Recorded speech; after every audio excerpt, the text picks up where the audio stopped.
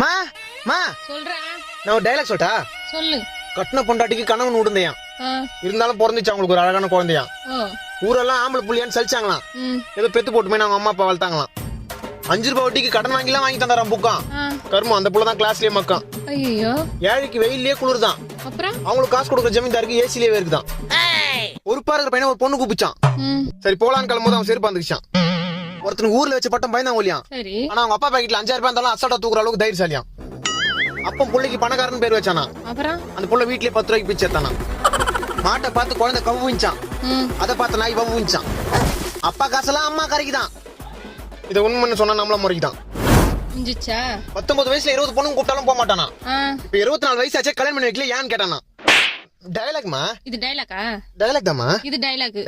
Dialogue தாமா. Dialogue வந்து பேசுங்க.